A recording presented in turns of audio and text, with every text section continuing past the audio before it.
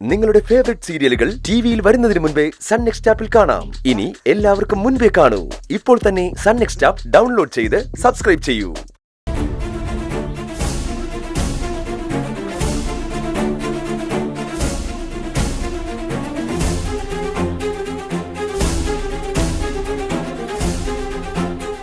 അമ്മേ, അമ്മ എന്താ ആലോചിക്കുന്നേ? എന്താലോചിക്കാനാ? ആലോചിച്ച ഒരു എത്തും പിടിയും കിട്ടാത്ത കാര്യങ്ങളല്ലേ നടക്കുന്നത്. അമ്മ ഇങ്ങനെ ടെൻഷൻ അടിക്കാതെ. എന്റെ ധൈര്യവും പേലൊക്കെ അമ്മയല്ലേ. എടാ, ഞാൻ നിന്റെ അച്ഛന്റെ വാക്ക് വിശ്വസിച്ചു പോയി. ഞാൻ എന്നെ തന്നെ പറ്റിച്ചതുപോലെ ആയിപ്പോയി. നിന്റെ അച്ഛൻ ഇങ്ങനൊരു കൊലച്ചതി ചെയ്യുമെന്ന് ഞാൻ വിചാരിച്ചല്ല. ഇനി എന്ത് ചെയ്യണോന്ന് ആലോചിച്ചോണ്ടിരിക്കുക. അമ്മ, എന്റെയും ശ്രേയുടെയും കല്യാണം നടക്കുമെന്ന് എല്ലാവരുടെയും മുമ്പിൽ വെച്ച് വാക്ക് പറഞ്ഞത് ഓർമ്മയുണ്ടല്ലോ. അതൊക്കെ ഓർമ്മയുണ്ട്. ശ്രേയെ വിശ്വസിച്ച ഞാൻ ആ വാക്കൊക്കെ പറഞ്ഞത്. ശ്രേയയിലൂടെ എല്ലാ കാര്യങ്ങളും നടത്തിയെടുക്കണ്ടേടാ നമുക്ക്.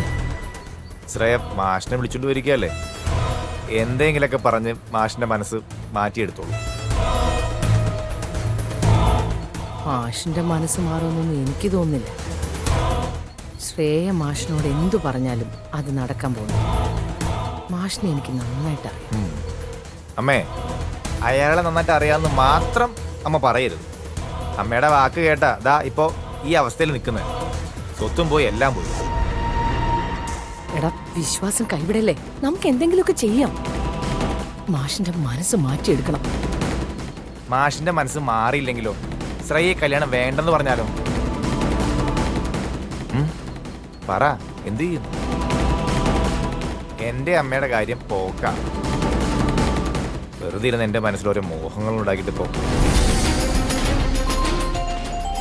എടാ, ശ്രേയ വിളിക്കുന്നേ.